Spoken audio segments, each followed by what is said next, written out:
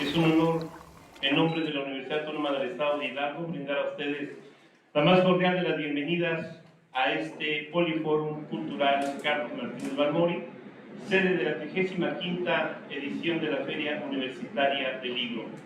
Bienvenidos todos a esta sala Gonzalo Martrem, en la que en unos instantes más habrá de desarrollarse la ponencia Análisis e Interpretación del Cuento, una revisión a su estructura como género discursivo y su registro, actividad que se lleva a cabo en el marco de la realización del 8º Encuentro Universitario de Traductores.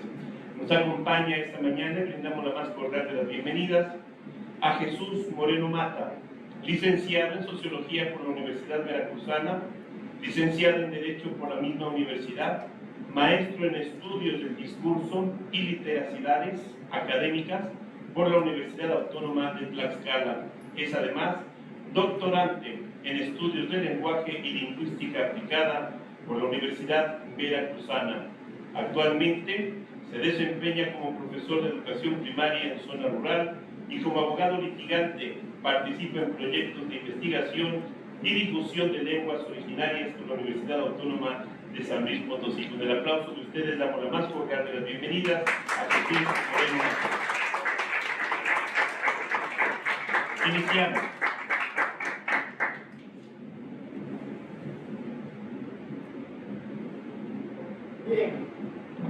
Bien, muy buenas tardes ya. Les agradezco mucho su presencia y también le agradezco mucho a la Universidad Autónoma del Estado de Hidalgo la oportunidad de permitirme presentar lo que viene siendo bases de investigación que vengo realizando en el doctorado en Estudios del Lenguaje y Lingüística Aplicada de la Universidad Veracruzana, y con el apoyo, también aprovecho para agradecer mucho al apoyo de muchos académicos y a las universidades, de la Universidad Autónoma de Tlaxcala, a la Universidad Autónoma de San Luis Potosí, a la Universidad Nacional Autónoma de México, a la Benemérita Universidad Autónoma de Puebla y a la Universidad Autónoma de Baja California, porque hay docentes de estos cuerpos académicos que me han estado apoyando mucho con esta investigación en diferentes modalidades. Bien, este estudio originalmente lleva el nombre de Análisis e Interpretación del Cuento Infantil, una revisión a su estructura como género discursivo, su registro y su trascendencia. Bien, a manera de introducción, a propósito de lo que viene siendo el estudio de la literatura y en buena medida de los intereses y agrados que normalmente tenemos todos de alguna manera por las creaciones literarias, encontrar en la literatura diferentes caminos hacia nuevas formas de pensamiento, encontrar en la literatura diferentes perspectivas de las realidades que como seres humanos estamos viviendo y aconteciendo, son aspectos muy importantes. Este estudio originalmente se enmarca a partir de lo que viene siendo la lingüística aplicada fundamentalmente, y todo lo que conlleva los estudios del lenguaje. Como bien saben, la literatura se enriquece precisamente por estas manifestaciones del habla, del lenguaje, y se ocupa mucho la literatura no solamente para momentos de recreación en nuestras vidas cotidianas, sino también es parte de nuestra formación profesional y académica en todos los niveles académicos de estudio.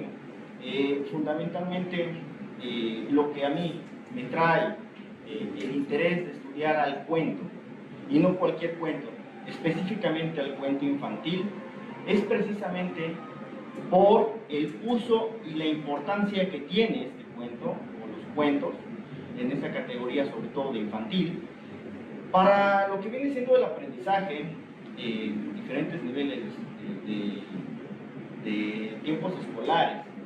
Básicamente lo que corresponde a la educación básica en México. Bien, hay que tomar en cuenta algo muy importante: el cuento. Yo estoy trabajando fundamentalmente como objeto de estudio al cuento infantil. Es una categoría importante denominar con el adjetivo de infantil, calificar a un cuento de infantil, porque se está refiriendo a un cierto tipo de género muy especializado en un entorno.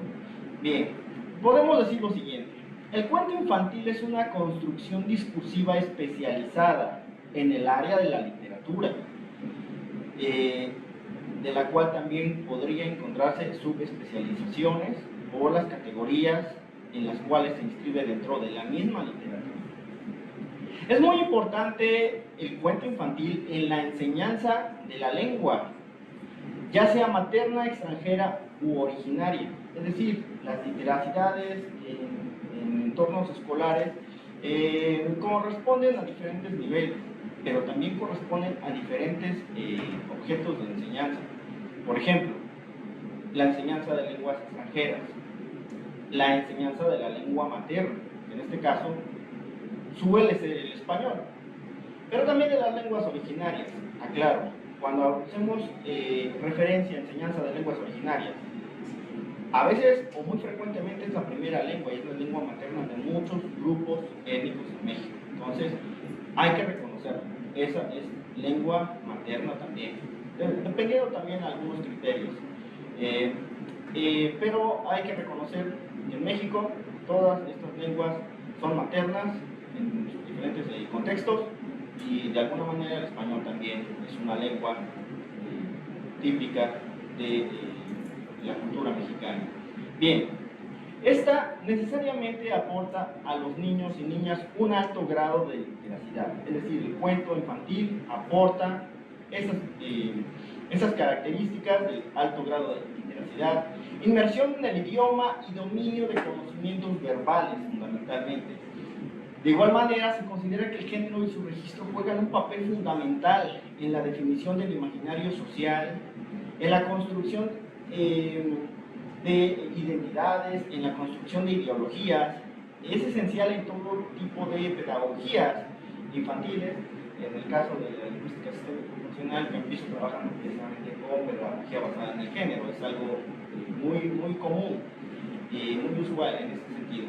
Y también el cuento infantil pues es un instrumento fundamental para la construcción de estas identidades en los seres humanos y en la manifestación de la cultura. Es decir, el cuento infantil se utiliza mucho en entornos escolares fundamentalmente. La importancia de este objeto de estudio radica en la utilidad que le damos al cuento infantil. Es la enseñanza de la primera infancia de los padres a sus hijos. Les leen un cuento,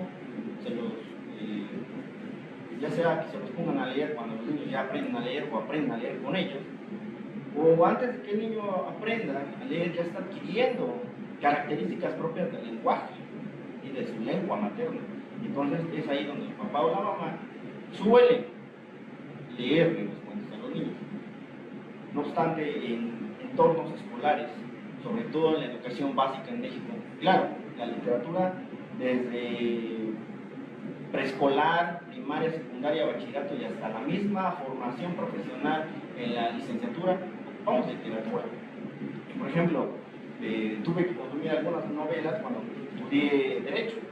La columna de hierro es una novela, ¿sí? También otro tipo de cuentos.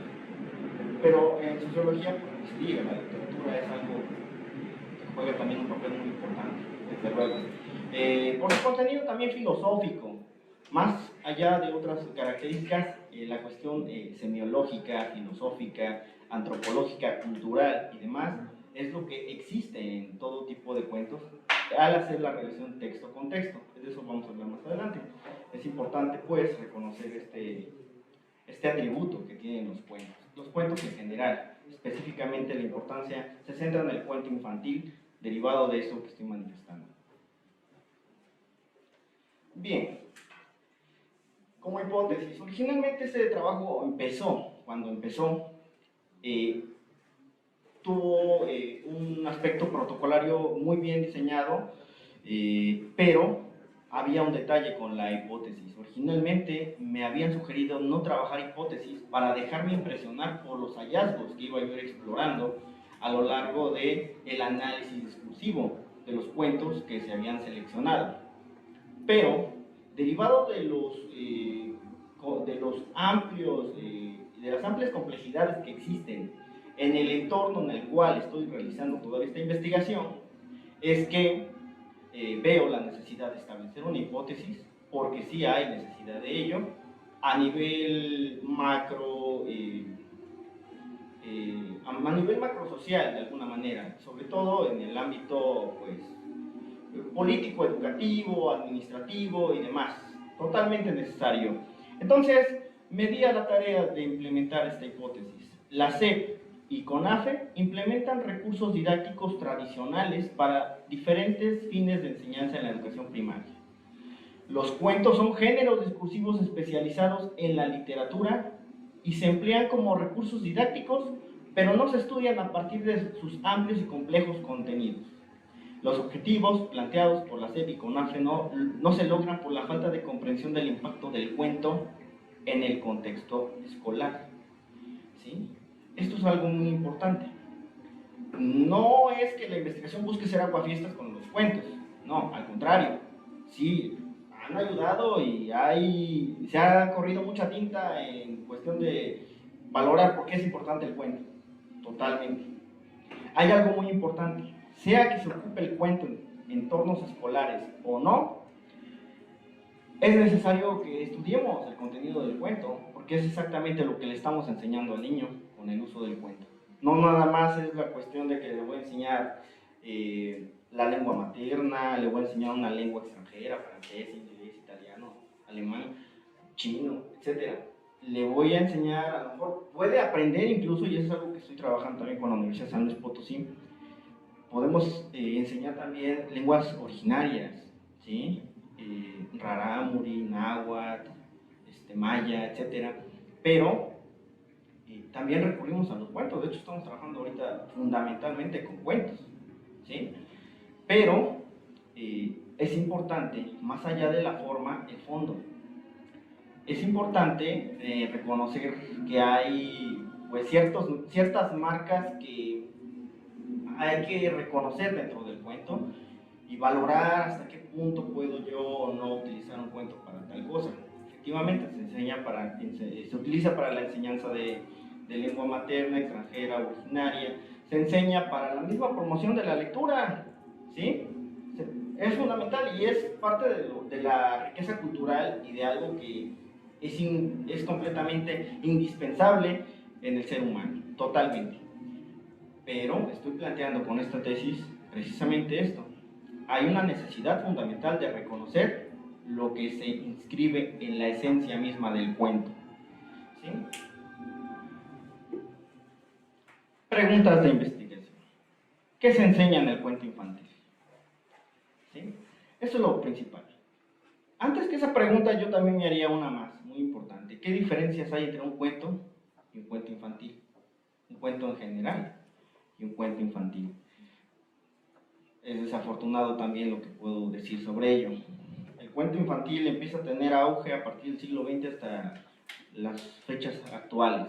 Es decir, es algo reciente porque se han ido adaptando las creaciones literarias de los siglos pasados a los intereses educativos, filosóficos, sociales, ideológicos y demás, incluso políticos, totalmente, de lo que se desea transmitir a través del cuento. Y entonces se hacen adaptaciones para ciertos grados escolares, ciertos grados de la niñez en edad escolar. No obstante, también es para adultos. Pero bueno, los cuentos que conocemos, pues originalmente son los que recogieron los hermanos Grimm en Europa, culturas medievales del viejo mundo, que Walt Disney patentó su marca, hizo famosos a nivel mundial, pero sobre todo impactó en América. En México, por ejemplo, pues somos consumidores, ¿sí? Y es algo que se lleva a las aulas. Pero es importante, pues, sobre todo valorar un choque cultural que puede haber, ¿sí? Y algunas conversiones que se han ido haciendo entre las culturas occidentales con otro tipo de culturas. Y las transformaciones, algo que simplemente se puede manifestar en cuestiones socioculturales, ¿sí? Porque es algo que pues, hace combinaciones interesantes de las culturas. Pero bueno, eso es a priori de esta pregunta. Ya una vez que tenemos esta distinción entre el cuento y el cuento infantil, cabe entonces centrarse y preguntarse qué se enseña en el cuento infantil. Seguido de eso, me interesa saber cómo se construye el género discursivo del cuento infantil, qué elementos componen el cuento.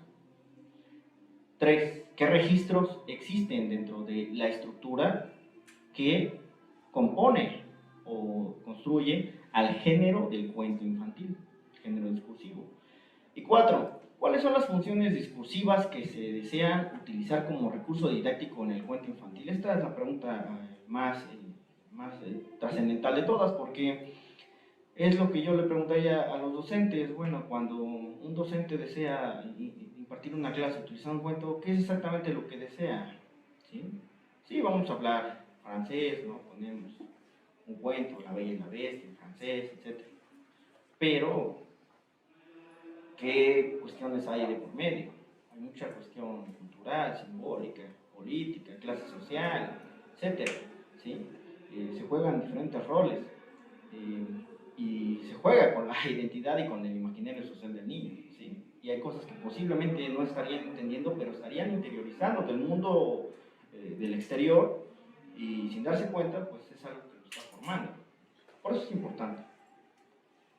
Bien, el objetivo general.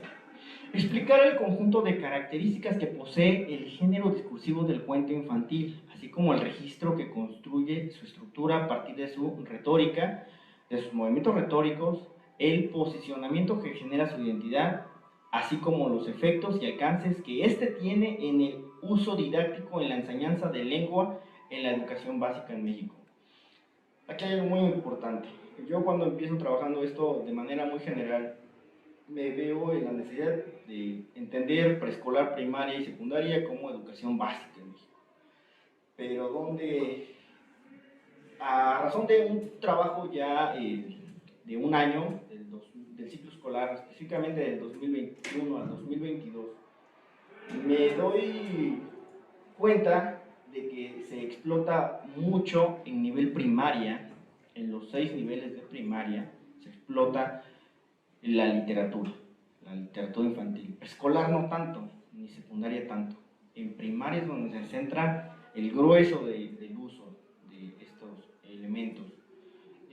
Bueno, los objetivos específicos, naturalmente, tratando de dar una respuesta a las preguntas, consiste en analizar lo que hay en un cuento denominado infantil, utilizado en entornos escolares. Analizar cómo se construye el cuento a partir de su retórica, de su contrato comunicativo y de la estructura que le conforma como género. Descubrir los registros de la estructura. Aquí hay una cuestión muy importante que voy a comentar. Explicar las funciones discursivas que trascienden en el cuento infantil. ¿Sí?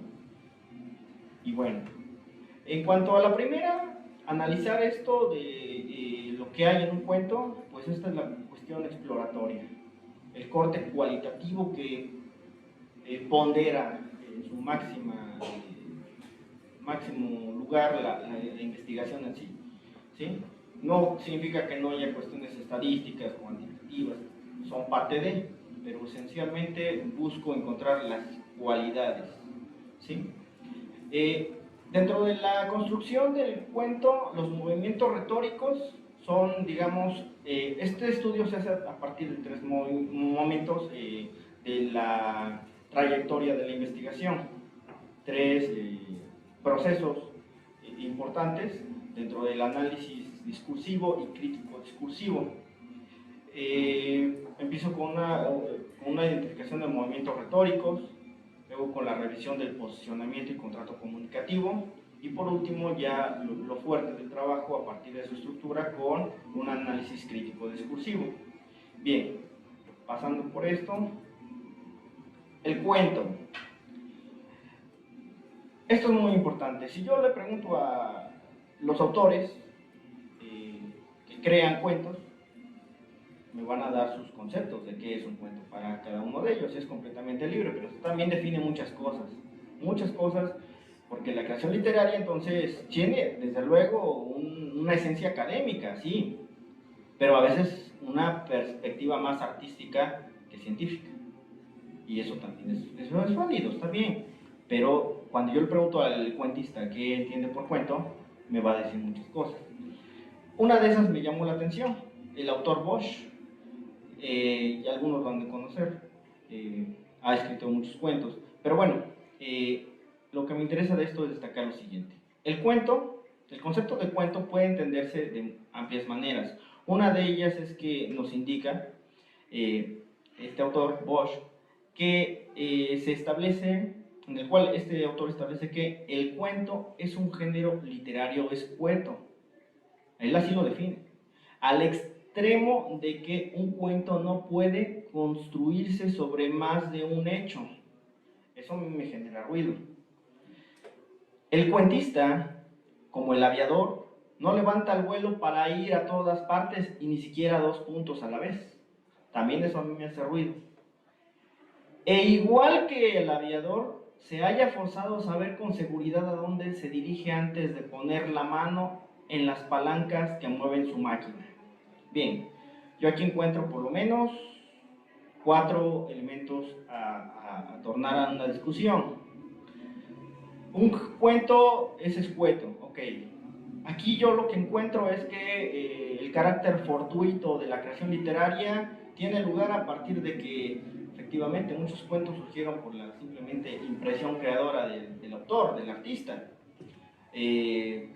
Surgieron por una ocurrencia y trascendió, tuvieron el impacto. Pero a veces no es así, en muchos casos, sobre todo en la actualidad, ya se presentan objetivos cuando el autor desea escribir un cuento y sobre todo cuando son cuentos para niños. Deseo hacer algo con el cuento.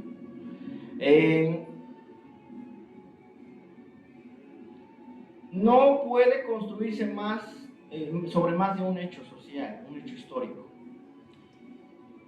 Puede ser, hay leyendas, hay cuentos que se sustentan en momentos históricos específicos, pero hay algo muy interesante que voy rastreando utilizando un poco el análisis estructuralista del discurso de Algirdas Greimas, que él encuentra, utilizando una cuestión semiológica, pues ciertas cualidades de lo que yo como lector voy entendiendo, independientemente de lo que el autor escribió. Y es cierto, porque yo como lector empiezo a revisar un cuento y me encuentro con que hay un mensaje final al cual el autor quiso llegar, pero de por medio existen otros mensajes que no están ocultos, están visibles, pero no tienen la jerarquía del mensaje final. Son parte del contexto y de la problemática que permiten el desarrollo del cuento. Eso lo vamos a rastrear en los movimientos retóricos. Ahora,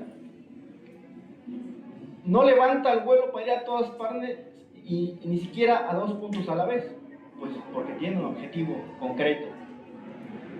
E igual que el aviador se haya forzado a saber con seguridad a dónde se dirige antes de poner la mano en las palancas. Eso es algo común. Desde el momento que yo me doy a la tarea de crear, decido algo, decido un mensaje. Ese mensaje posee algún tipo de ideología. ¿Qué ideología deseo transmitir?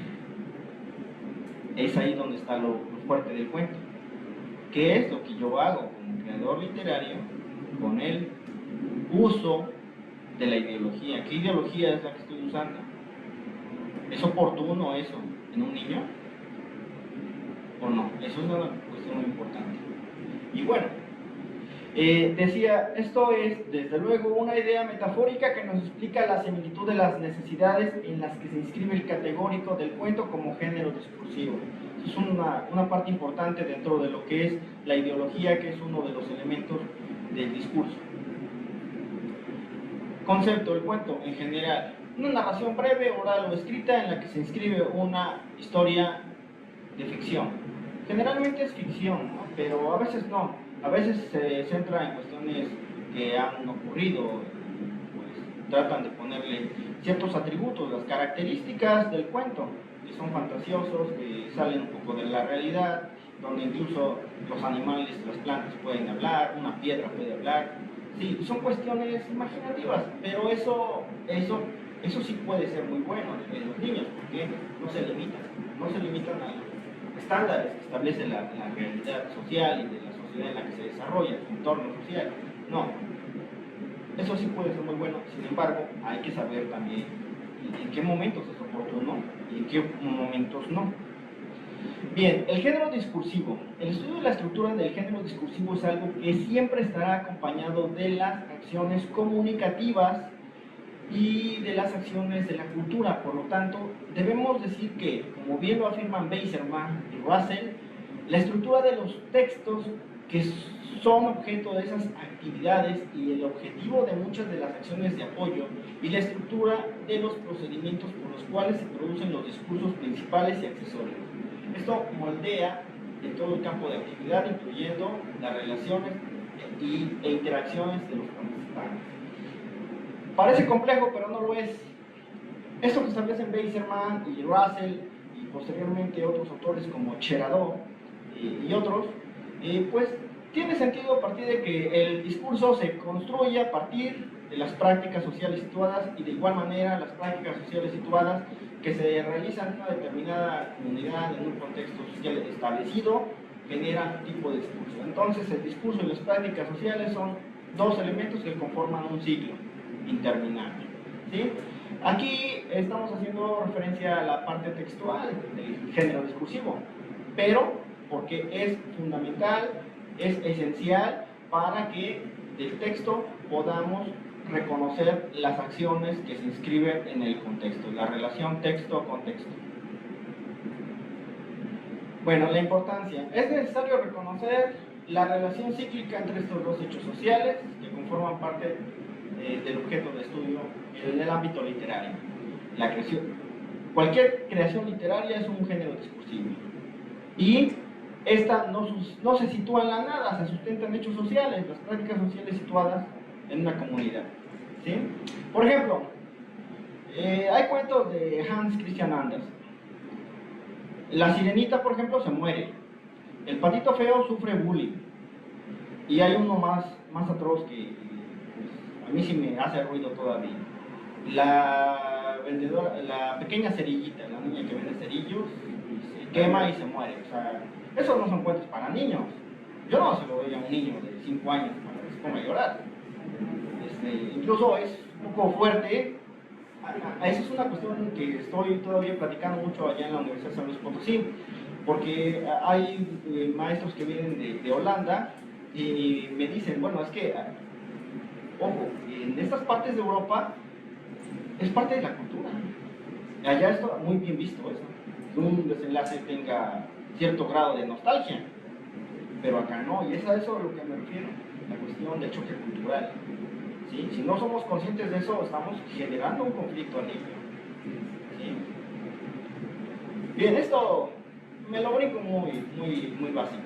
El proceso metodológico, bueno, se sustenta en 3 partes. La cuestión metodológica es el análisis de los movimientos retóricos, el análisis del posicionamiento y el análisis crítico discursivo. Los primeros 2 son análisis discursivo fundamental, algo básico, pero el último, el que me estoy apoyando en Ten Van Dyke, ya es análisis crítico del discurso. Bien, la selección de la muestra. Los criterios de selección de la muestra fueron los siguientes: ser cuentos utilizados en la enseñanza de nivel básico, que tuvieran un carácter, pues si no forzoso, por lo menos de cierta relevancia. Se trata de cuentos que ocupa el docente por el criterio que se indica, que sí tiene un cierto grado de relevancia. No es obligatorio, pero sí lo contemplan en la planeación docente. ¿Sí? Y se seleccionaron de conformidad con los mismos programas, ¿sí? Porque hay materiales, los libros del rincón, que también hay el existencialismo, es un humanismo de Jean-Paul Sartre, lo imprimieron y pues también lo leen los niños de primaria. Hay que hacer los ajustes para que el niño pueda entender lo que corresponde, aunque es un poquito complicado Sartre incluso para niveles de educación superior, ¿no?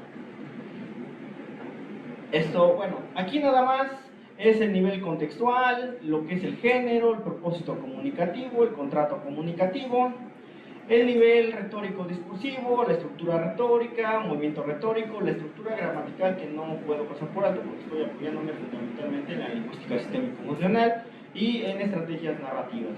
Esto lo voy a explicar de otra manera. Y bueno, el procedimiento básicamente es una descripción del contexto, identificación de los patrones gramaticales, identificación de los recursos narrativos, identificación de los rasgos de la valoración, todos estos lingüística sistémico-funcional, caracterización de los niveles de interacción y textualidad y social, y el reconocimiento de los efectos de la identificación literaria.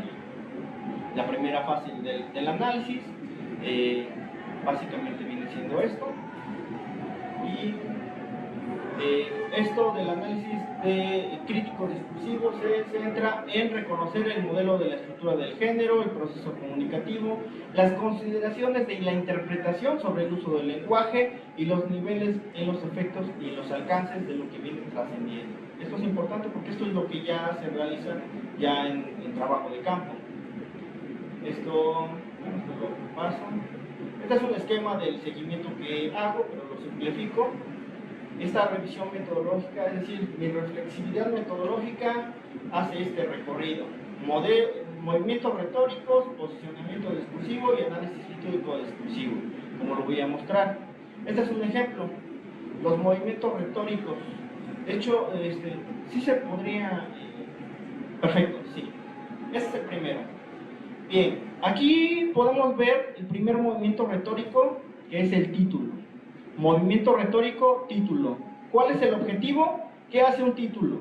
Indicar el tema del cuento. ¿De qué forma lo hace? Esa es la estrategia. Nombra al personaje protagónico y lo que hace. El pájaro de Siu al rescate de la naturaleza. ¿Qué creen? Esto es una leyenda maya. La leyenda originalmente se llama el pájaro To. Es decir, aquí las autoridades educativas hicieron un cambio.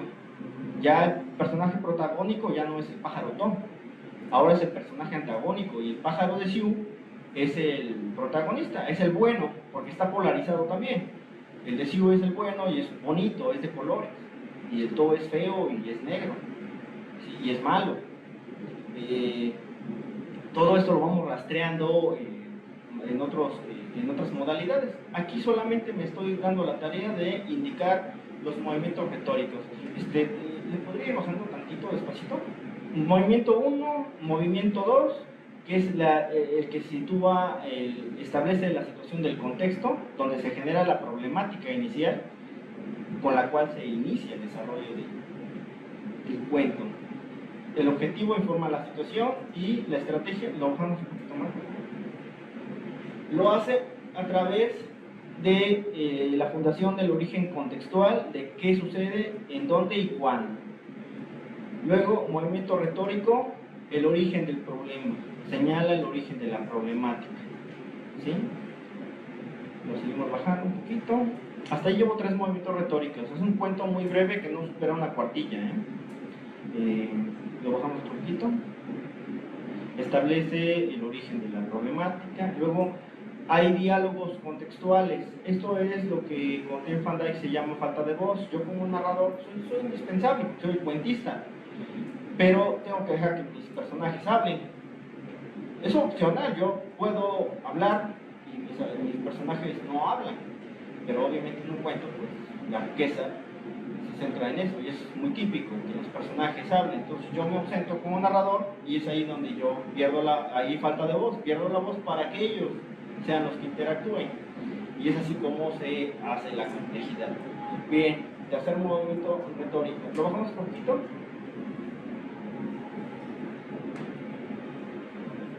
Hay narrativas complementarias. Es normal encontrar narrativas complementarias seguidas del anterior, de lo que viene siendo el diálogo contextual. Es fundamental. Luego el quinto movimiento retórico, narrativa complementaria. Lo bajamos un poquito. Narrativa contextual, hay que distinguir entre lo que es contextual y lo que es complementario, ¿sí? Porque hay cosas que simplemente lo hacen para alargar la situación del cuento y otros que se centran en el hecho, porque es ahí donde se sigue el nudo de la problemática y todavía no se resuelve. Más adelante ya es donde ya se empieza a resolver. Seguimos diálogo contextual, octavo movimiento retórico, narrativa contextual. Trabajamos un poquito. Noveno, movimiento retórico, narrativa. Décimo, movimiento retórico, narrativa contextual. Lo bajamos otro poquito. Décimo primero, movimiento retórico, narrativa complementaria. Doceavo, narrativa contextual. Décimo tercero, narrativa complementaria. Décimo cuarto, diálogo contextual. Lo bajamos un poquito. Aquí está la parte final. Son 15 movimientos retóricos en un cuentito de una cuartilla, que originalmente también hay choque cultural porque hicieron una adaptación para convertir una leyenda maya en un cuento infantil con propósitos educativos. Y ese es el ejemplo, ¿sí? Explicar el desenlace final de la trama, ese es el objetivo. La estrategia concreta el resultado de la solución al problema planteado y el desarrollo a lo largo de la narración. Esa es la narrativa final o conclusiva. Bien, podemos abrir tantito el de posicionamiento, por favor, es el segundo. En mi análisis del posicionamiento, el primero es la escuela de Sydney, ¿sí? Entre esos, pues yo me estoy centrando sobre todo en la propuesta de Michael Halliday, con la lingüística sistémico-funcional, pedagogía basada en el género, teoría de la valoración. Y ya en yo hago, con mi recorrido metodológico, paso a una etapa, después de lo que es la valoración en la lingüística sistémico-funcional, paso a revisar el contrato comunicativo que se establece a partir del posicionamiento que establece Ken Highland. Ken Highland, de la escuela de Lancaster, trabaja mucho lingüística y pedagogía, entonces elabora un modelo en el cual podemos rastrear estos elementos: los mitigadores, los enfatizadores, marcadores de actitud, marcadores de relación o de implicación y los marcadores personales o de autorreferencia. Si le bajamos por favor un poquito para que vayamos viendo estos elementos, cómo los podemos ir rastreando en esos mismos movimientos retóricos. Eso no cambia, ¿sí? Lo seguimos bajando por favor.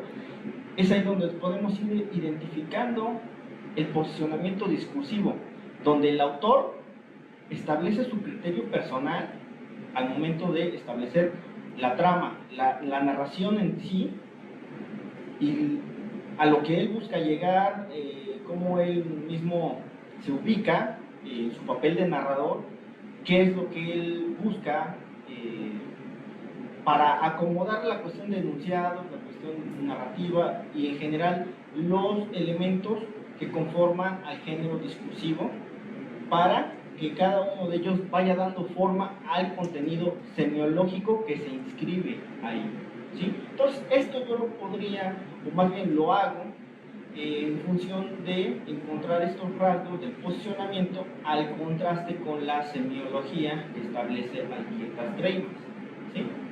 Y bueno, por último, el último, ya no hace falta verlo más, nada más era un ejemplo.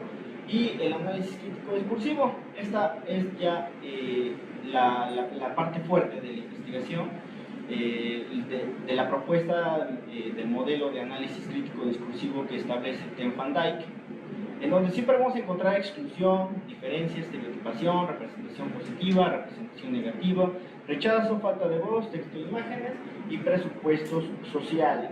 En ese sentido es importante porque la exclusión va de la mano con la cuestión contextual, indiscutiblemente. La diferencia es lo que establece los roles que va a fungir cada uno de los participantes dentro de la trama, y esto nos incluye a los lectores y al narrador o al autor de la obra. La estereotipación. Los estereotipos son categóricos fundamentales en los cuentos. Yo soy una cosa, él es otra cosa. Están bien definidos esos estereotipos sociales, ¿no? Él es un rey, él es un sapo, ella es una princesa, él es un villano, están muy bien marcados. La representación positiva, ahí ya es donde se centra todo el entramado ideológico. ¿Qué es lo bueno? Representación positiva. Él es el bueno, él es completamente bueno, nunca va a hacer nada malo. Al contraste del otro, el otro es malo y nunca va a hacer nada bueno. O sea, no hay escala de grises, o eres bueno o eres malo. Por lo tanto, al bueno se le premia, pero al malo se le rechaza, hay una categoría de rechazo. Bueno, hasta ahí la cuestión de la ideología, que se puede manifestar de muchas maneras. Luego la falta de voz es lo que comentaba, cuando hay un cambio en la estructura de los registros. El narrador se ausenta para darle parte a los personajes. El texto e imágenes, esto es muy importante por esto que los cuentos normalmente suelen ser multimodales. La imagen y el texto se combinan para dar efecto a lo que se desea transmitir. Entonces, cuando un cuento de repente ya no tiene imágenes, pues se queda nada más en una cuestión muy básica y pierde el carácter de multimodal. Esto del carácter multimodal pues es importante porque se va viendo en los niveles de aplicación de la edad de los niños. Y bueno, los presupuestos sociales vienen siendo la consecuencia de ello. La inscripción contextual del discurso en entornos socioculturales. Bien, esto lo bajamos tantito, ¿no? Para ver esta parte. Y ahí estaría yo terminando. Es la misma tabla, el mismo esquema, lo seguimos bajando, por favor. Y aquí es donde lo vamos a encontrar.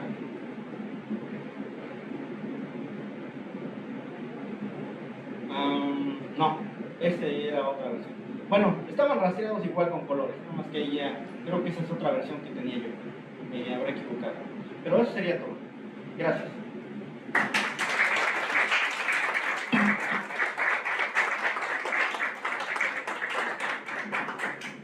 Así estos son los materiales. Estos son los materiales que estuve analizando, algunos de ellos. Son 3 de los libros. Los que se han estado utilizando, pero no son todos, hay otro, el de la SEP que está abajo, como hay algunos cambios que se han hecho, son adaptaciones. Yo no cuestiono mucho eso, pero sí son cuestiones socioculturales que también se inscriben dentro del análisis. Eso sería todo, gracias. Un aplauso, por favor.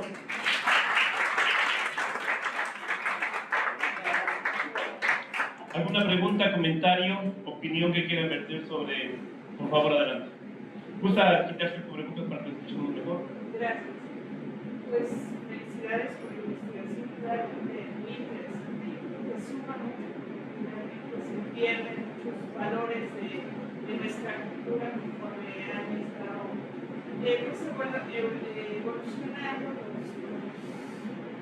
los contextos sociales. Realmente muchos niños que ya no están interesados más en cuestiones electrónicas que en eso que nos decía como cultura. Mi pregunta es como experto de los cuentos.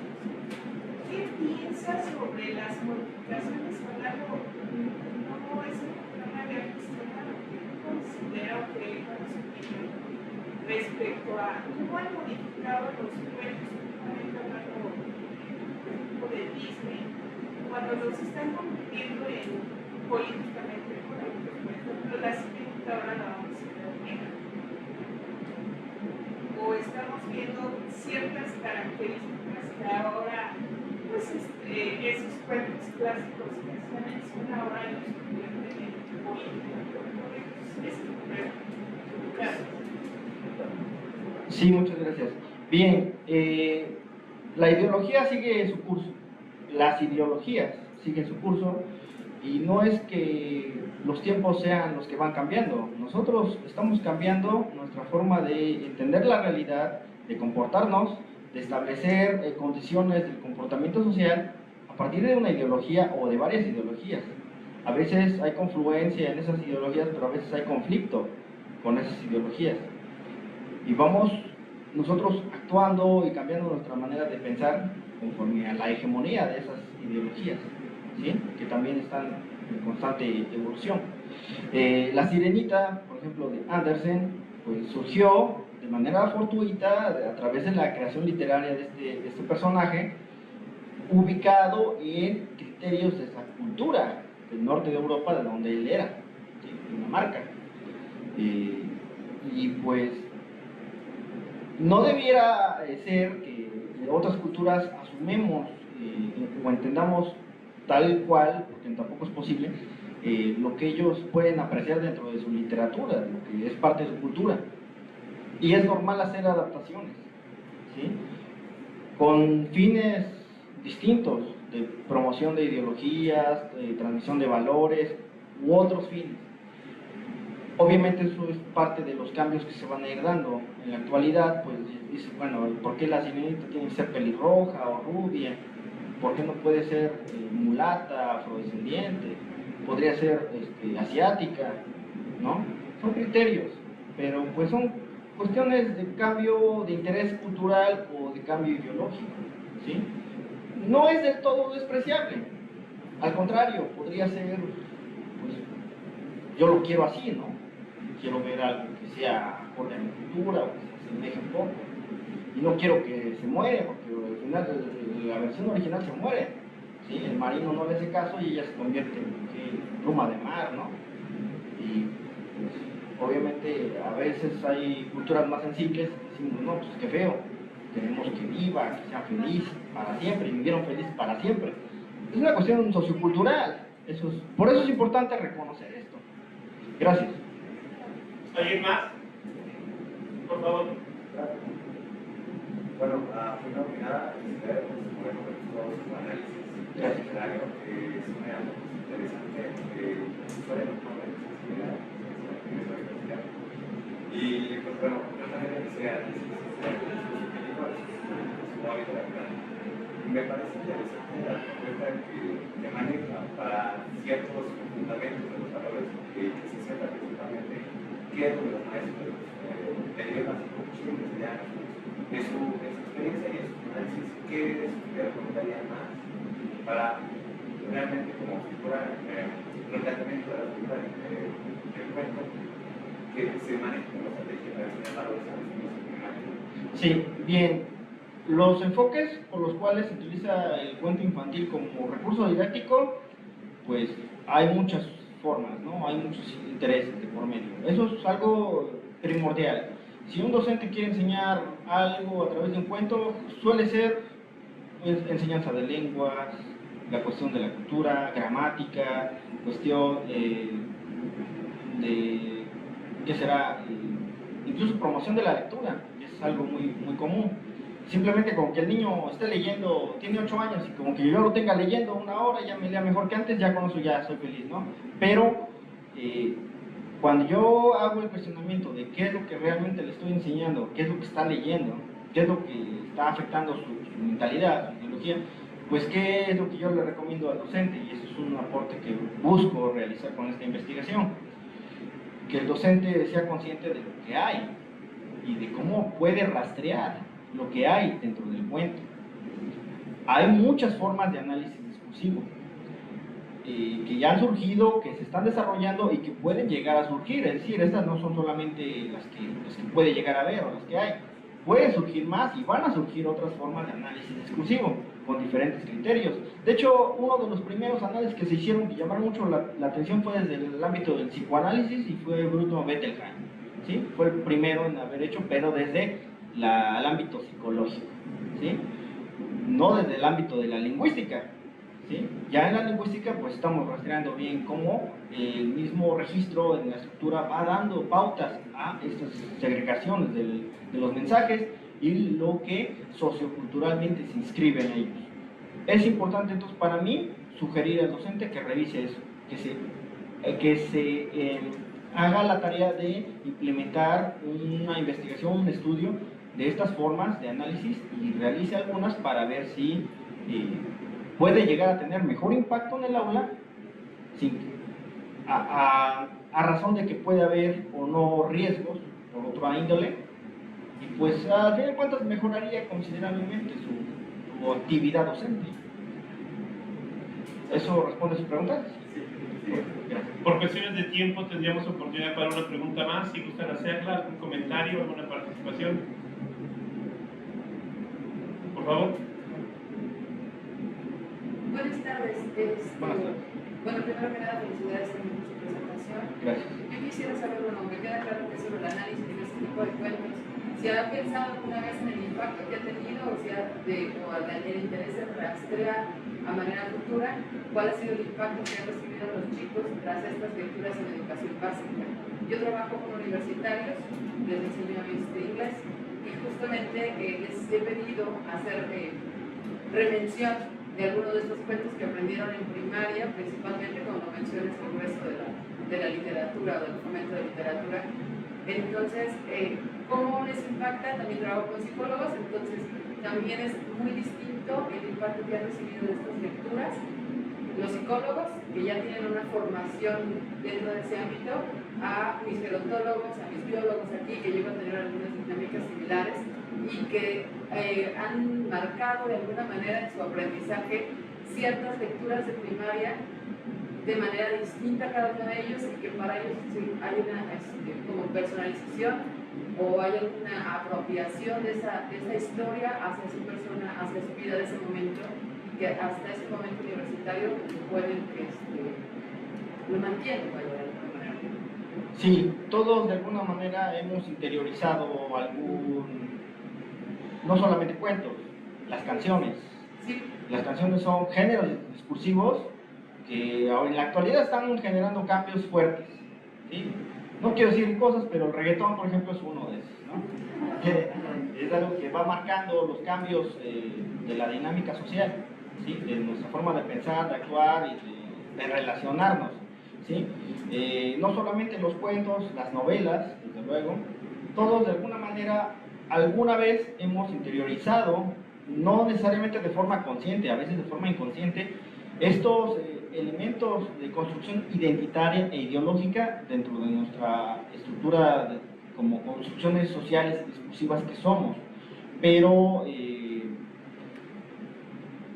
a veces no es manifiesto, a veces es algo que está interiorizado pero no lo manifestamos e incluso no lo decimos, ¿sí? A mí me influyó mucho este cuento, esta canción, esta leyenda.